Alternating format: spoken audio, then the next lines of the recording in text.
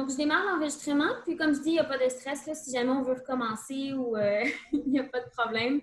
OK. Euh, Super. Donc, bonjour, bienvenue à cette capsule sur le sociofinancement. Bienvenue, Carole Horowitz. Merci d'avoir accepté l'invitation.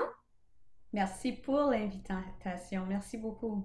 Ça fait plaisir. Carole qui est cofondatrice de Studio Tango Montréal et qui a une campagne de sociofinancement en cours qui a atteint 24 000 en fait plus de 24 000 donc félicitations.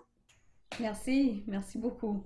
Carole, pouvez-vous, pour commencer, nous parler de votre entreprise?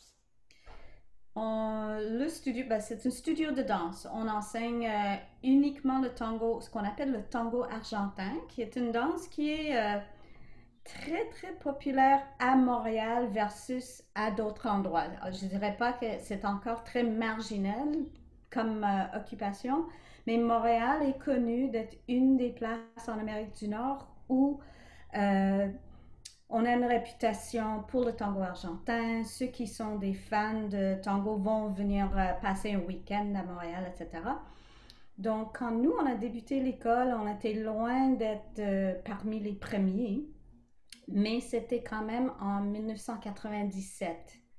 Donc, ça fait, je sais pas combien d'années ça fait maintenant, mais on était pendant très longtemps, peut-être genre 18 ans, on était au centre-ville de Montréal. D'abord sur la rue Bleury, juste en face du cinéma Impérial.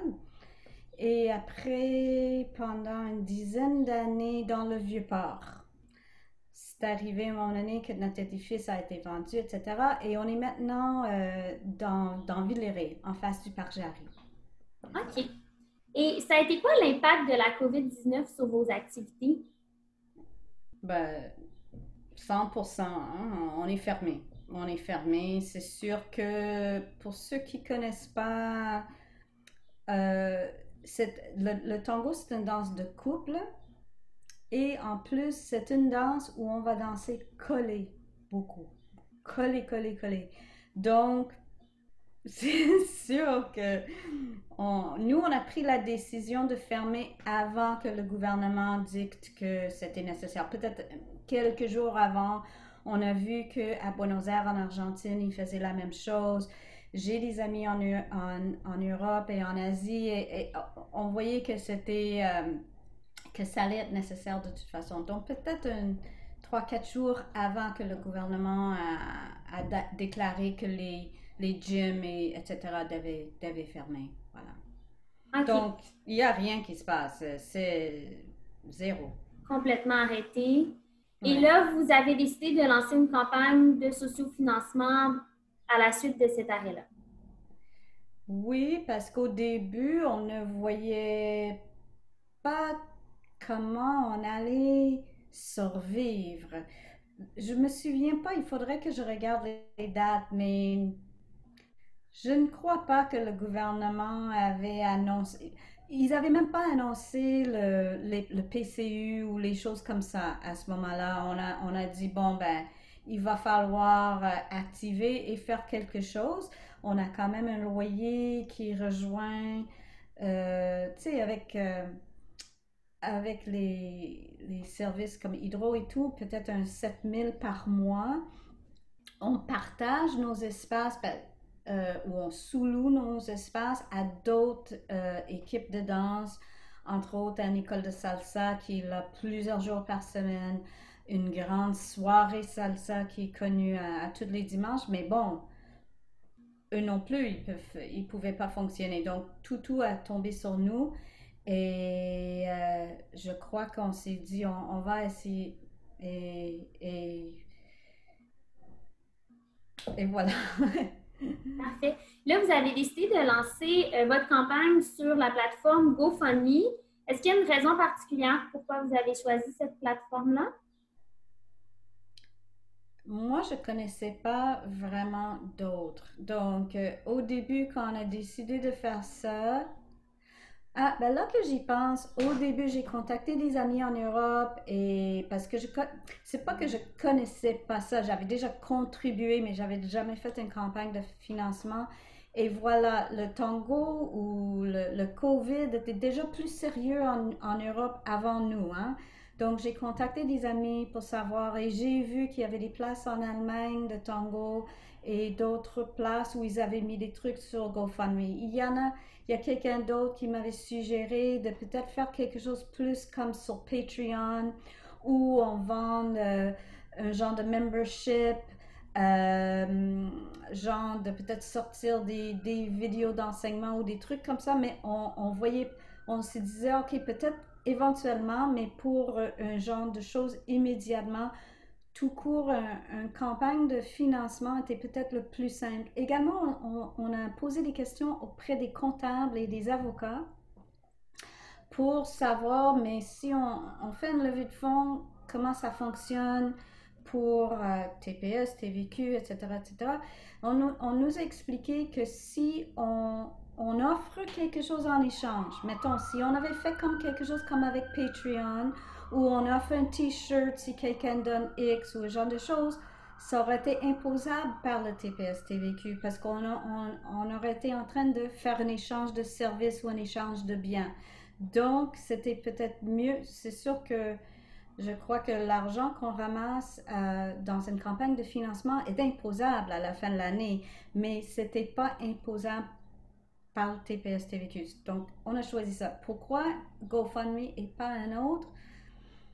C'était pour moi celui que je connaissais le plus, c'est tout.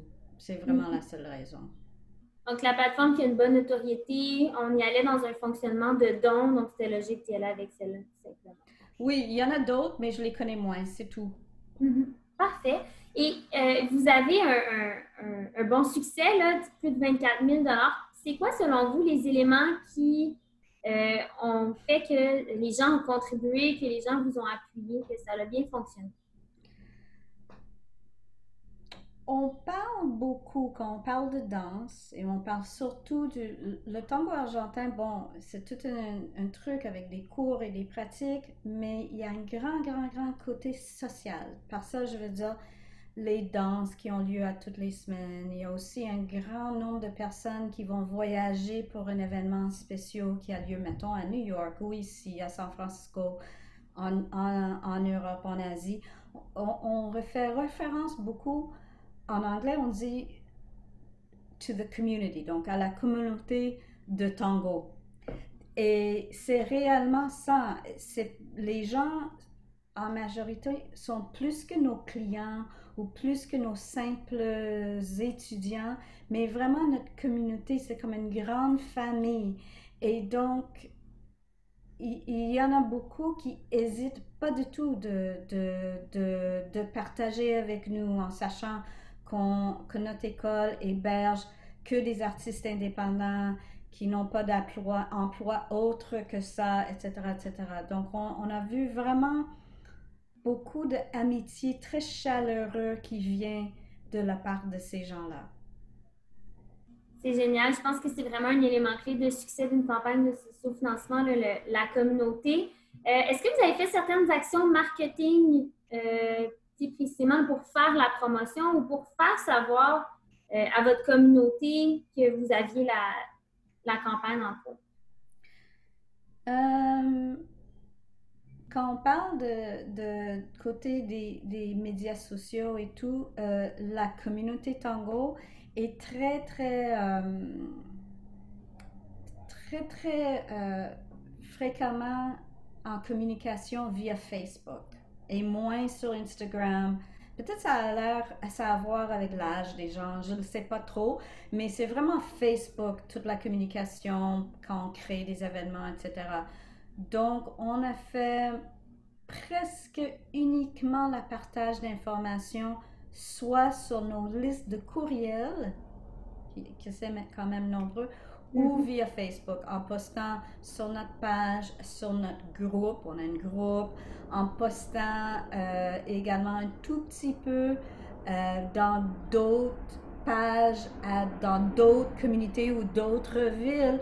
C'est sûr que c'était délicat parce que tous les communautés de tango et danse, etc., ont été affectés, mais partout en Amérique du Nord. Donc, tu sens un petit peu mal placé des fois de de demander de l'argent quand leurs propres écoles, dans leur propre communauté, étaient en train de souffrir. Mais nous, ce qu'on a à Montréal, vis-à-vis d'autres villes en Amérique du Nord, pour les écoles de tango sont structurées d'une autre manière.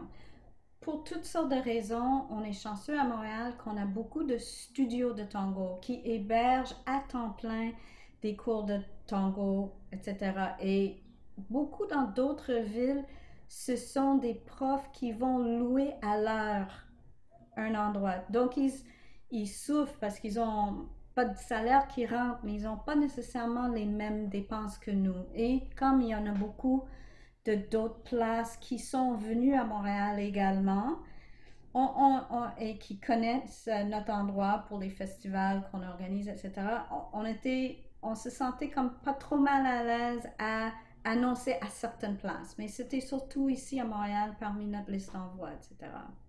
Donc, vraiment, encore une fois, ça revient à la communauté, les gens qui vous connaissent puis qui vous appuient.